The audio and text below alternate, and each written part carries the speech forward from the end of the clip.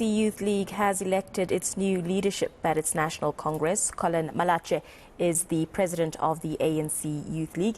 He was elected unopposed, and Phumzile Mgcina has been made the deputy president. ENCA's Moloko Moloto is in Nasrec, Johannesburg, and he joins us live now for an update. Good evening to you, Moloko. The nominations of the top 5 positions for the ANC Youth League has now been concluded.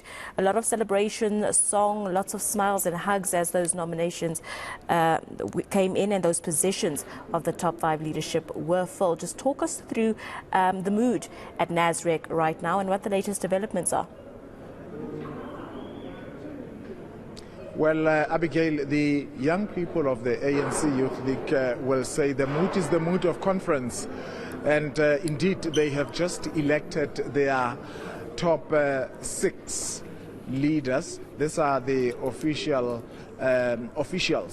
And I'm saying 6, you are saying 5, because they have just added the second Deputy Secretary General, the same way the African National Congress, the mother body, did in December when they added the 7th official. So they have added the 6th official, and all those were elected unopposed. From the new president of the ANC Youth League, elected unopposed. Of course, a nomination was made from the floor, and Apiwe Mguchulwa was nominated, but he was not present in the plenary, and they have had to telephone him so that he can confirm if indeed he is available to contest Collen Malatji for the top position. However, he said that he was not available to contest that position of president of the ANC Youth League. Of course, the others also declined nominations,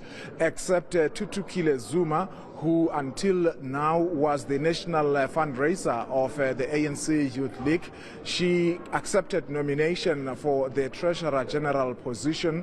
However, she could not meet the 25% threshold to have her name on the ballot. So in total, all the 6 national officials of the ANC Youth League were elected uncontested. But let's speak to the leader of the African National Congress, who is among the other leaders here from the ANC National Executive Committee overseeing this Congress of Young People. His name is Mduduzi Manana. Thank you so much for your time, sir.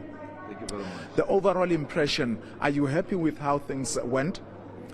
I'm very happy. It took almost a decade for us to get here. We've had task teams after task team.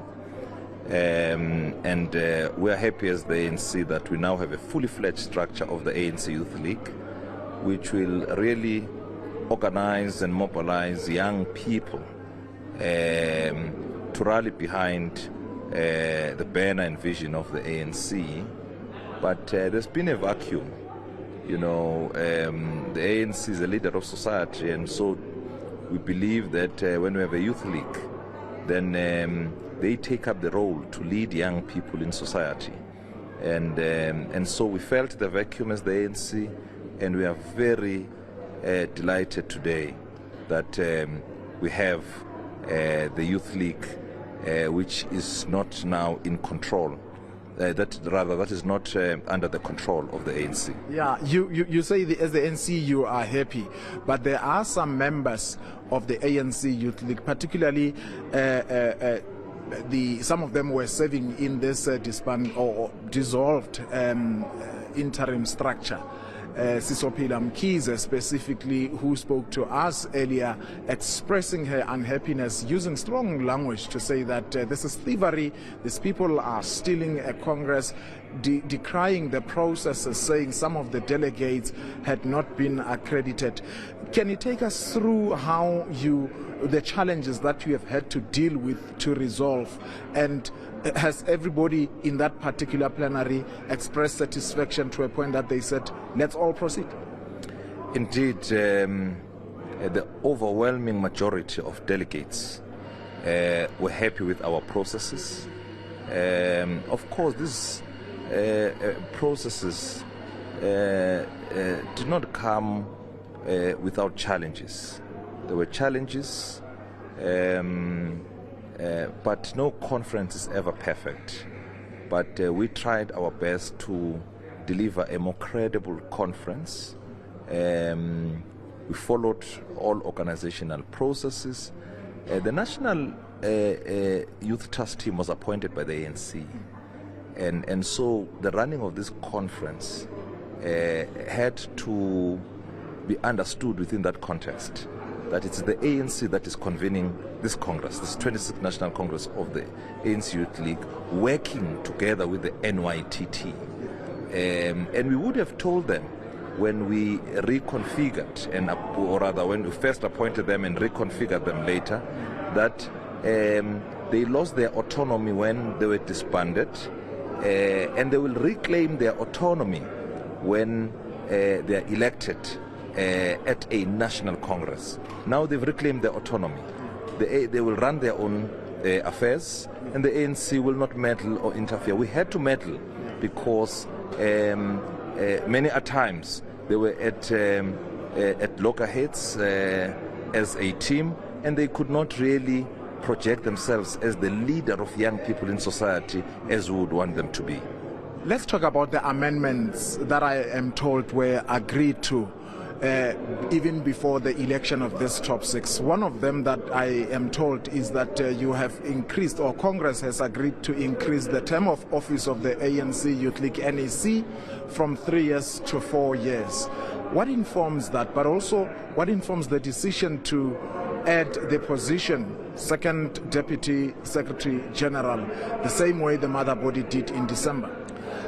Truly, when we reconfigured the NYTT, we put together structures, and we said, even though we are still running the affairs of the Youth League until they get to Congress, but we still gave them some bit of allowance to run committees, and there was a policy committee headed by the now elected SG, Comrade Mduduzi Manana, that was looking at all these policy positions that they would want conference to adopt. So it's their proposals. They would have drafted the documents, sent them down to the branches. The branches interacted with these policy proposals, and eventually those proposals won the day at conference. So it is really they know better why they would want to increase their term to 4 years, and why they would want to add a second DSG, maybe to strengthen the organization, or have other tasks being performed by a second DSG who will be full-time. We don't know, but it's their process. They ran that process, and we welcome their processes because, after all, they are autonomous. Yeah, there's a criticism, and I really don't expect you to take that particular criticism because you're no longer in the ANC Youth League. And to your credit, I'm just saying, when you were part of the NEC of the Youth League that was led by Julius Malema, you had a female who held a position of Secretary General, Vuyiswa Tulelo. We continue to see, though, even in this particular Congress, women being elected to positions of deputies. The trend that we see generally across other structures of the ANC, it's as if women are not being trusted with strategic positions of president or even secretary general anymore. These discussions, are you having them in the ANC? Because they sent a message that you simply don't trust women to hold position, for instance, of president, not only in the ANC, but also in the ANC Youth League. Well, it's not true. We've had a number of comrades who held positions of Treasurer General, for instance, Comrade Mgcina, Comrade Nigiwe Num. We've had the SG, Comrade Vuyiswa Tulelo. We've had the SG, Comrade Phoebe Potgieter. So I don't think it's really a true observation. My sense is that, of course, we would love to have a woman president of the Youth League, and we thought maybe we'll have one in this conference. But we know Sizo was once touted to be president, Comrade Klangi. was also touted to be president, and we're hoping they would contest. Sizou withdrew from the contest about 2 months ago, a month ago, and she said she will now be focusing on the ANC because she's now also a leader of the ANC in KwaZulu-Natal. So we're hoping to have a strong female comrades, because we have them like Klangi, Sizou, and many others, Tutu, contesting those positions. Tutu contested the treasurer position, which has been occupied by women in the past, in the person, as I've said, of Penny and comrade Nigwenum. So I think it's a discussion that is there. It's not a formal discussion that we're having in the party, but I am certain that in the future we will be having. You don't think it's about time to say it's about time, perhaps starting at the level of the ANC Youth League Congress, to say that only women must contest? That is, if you do trust women in the structures of the ANC, that they have the capacity. We have enormous trust in our women leaders in the ANC, and they occupy, key positions in government, in the ANC. For the first time, by the way, we have a woman treasurer general. So there is always, a first start. We've never had a woman treasurer general, and I think the criticism has been a bit unfair, because whilst we've not had a woman president, but we've had people contesting the position of president who are women. But no credit comes to the party that for the first time we have a woman treasurer general, and I think a criticism must also go with accepting that maybe they are heading there. You're going to have, in fact, there are some people already who are saying, look, a new leadership of the ANC Youth League was arranged, really. Some are saying that Collen would be at the beck and call of the Secretary General because he's eyeing the bigger position.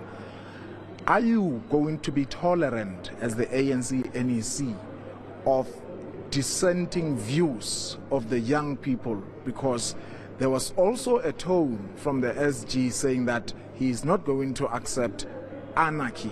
Is that a way of saying that know your place, don't cross the line as young people? Look, we frown upon anarchy as the ANC, but young people are going to be given space to express themselves, to be militant, to be radical, but it must be within organizational parameters. So we're going to give them space. The Youth League is autonomous from the ANC, but it's still a league of the ANC. So of course they don't have to agree with the ANC. In fact, I'll be more concerned if they agree with everything the ANC says, because they represent the youth. The youth are more agitated about many other things. So this a cohort of young leaders have an enormous task at hand of representing the real needs and aspirations of young people in the country. So they will come with policy proposals that we don't agree with, but we'll give them that space to make those proposals before the ANC, and we'll debate them. We'll debate very hard. Yeah. We encourage hard debate, but certainly not anarchy. Anarchy is something of the past. We don't want to associate with that, and we frown upon it. Yeah. The top six has been elected now. What's going to be happening? I understand that there's going to be a nomination for the additionals, who have also been increased from 25 to 30. You'll correct me there if I'm wrong. Should we expect that the new additional members of the ANC NEC will be announced today, and what would be the course of action going forward, since my understanding is that tomorrow you are closing the conference?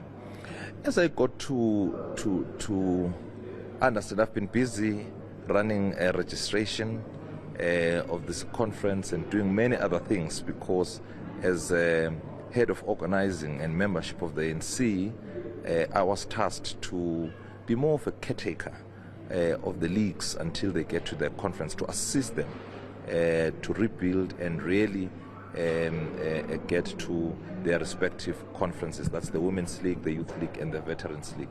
So they drafted their own program. We approved it as the SGO, as organizing, because we have been at the helm of really organizing this conference. But as I got to go through the program, it was said that after dinner, comrades will go back to plenary, take nominations, and that will still take the organizational report and the treasurer's report or the financial report, and voting will then happen tomorrow morning. We'll still have discussions tomorrow. We want young people to have discussions before they leave to their respective destinations, and so there will still be that in the morning until early afternoon. The president is expected to arrive as well to close the conference, and then there'll be a declaration of conference, and the newly elected president will have closing remarks. That was meant to be my last question, but I just actually remembered that there's a letter that I've just seen. I'm not too sure if you have seen, but it's been written by some members of the NYTT. I haven't gone through it as we were busy there, but essentially they are concerned, the heading, they say they are concerned with the fraudulent processes leading to this Congress. It's been signed by several members of the NYTT, comrade the Sebang Mohlabi, Anela Matunta, Hlanki Mohale Palojama, Maibuya Bangane, Karabo Mohale, and Vuta Ntuse Itumeleng. I'm sure you know these names. As much as I have not read through this letter, but you get the gist. Have you received this letter? Are there other complaints that you are dealing with that are outstanding? But also regarding this letter, supposedly it has reached you. How are you going to address this? Look, when you organize a conference, there are certainly many things that happen. And there's also a window which we open for disputes to be lodged, to be heard, and to be adjudicated. That window was opened. So the running of branch meetings would have been disputed in many other areas. And we came in swiftly, because there was a dispute committee of the NYTT, which I was part of, as I would have said that I was more of a caretaker as head of organizing, and we dealt with all disputes. Now, you don't deal with disputes at Congress. You deal with disputes as you prepare for Congress, as branch meetings sit to nominate and to discuss about many other things that the Youth League would want to deposit to the discourse that must then take place leading to Congress and even at Congress. So these disputes were not raised. So it was unfortunate that I had to then come across this letter, which is in a way raising disputes which they should have lodged, and be afforded the opportunity to present their case, be heard, and we adjudicate over those. We adjudicated over many disputes. As I would have said, no conference is ever perfect, but you always strive for its perfection, and this is what we would have done. And with the overwhelming happiness of Congress and delegates, were taken aback because they've not had a Congress in almost a decade. You could see the excitement, the enthusiasm, the anxiety amongst those who are contesting for positions. It was really a festival of young people who are ready to elect a new leadership, ready to discuss matters, because they've also felt the vacuum in their own ways. So we note this letter.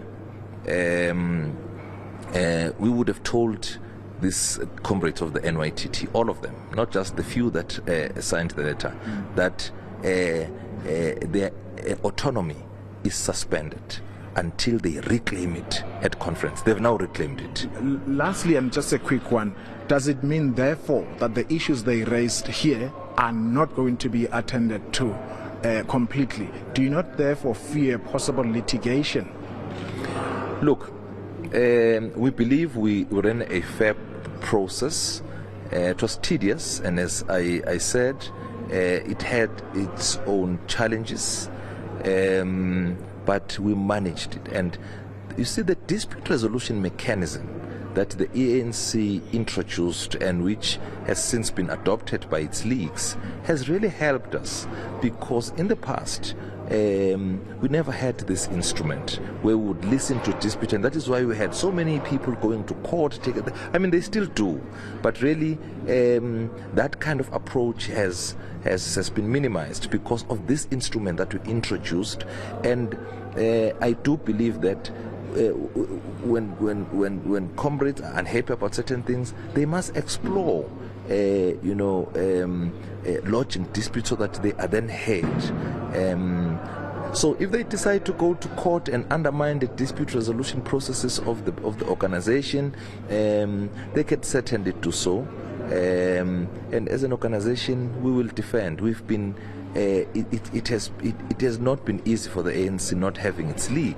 The Youth League is very important for the ANC, and for us, there was no way that we were going to sit back and allow task teams to run the youth affairs of the ANC, and obviously, which then means they're running the youth affairs of the country, because we remain a leader of society. Yeah. Mr. Mduduzi Manana, that's all we had time for. Thanks for yours. He is the member of the ANC's National Executive Committee overseeing this particular Congress here of young people. Muloko, Mr. Manana has briefly told us what we can expect tomorrow as the Congress wraps up. He did mention that we will be hearing from President Cyril Ramaphosa. Just talk to us about whether you've had the opportunity to chat to anyone from the top six this evening. What are they saying? You mean the newly elected top six? Yes. Well, I really tried to grab the newly elected president of the ANC Youth League, Collen Malatji, but it was just not possible because they wanted his attention. They wanted him to go with the other leaders, and we understand that there's going to be a briefing tomorrow to kind of like get to hear what his plans are, because for the longest time this league of young people in the ANC has not had an elected leader. The last elected president of the ANC Youth League was Collen Malatji, only in 2015, replacing Julius Malema, who had been there for some time.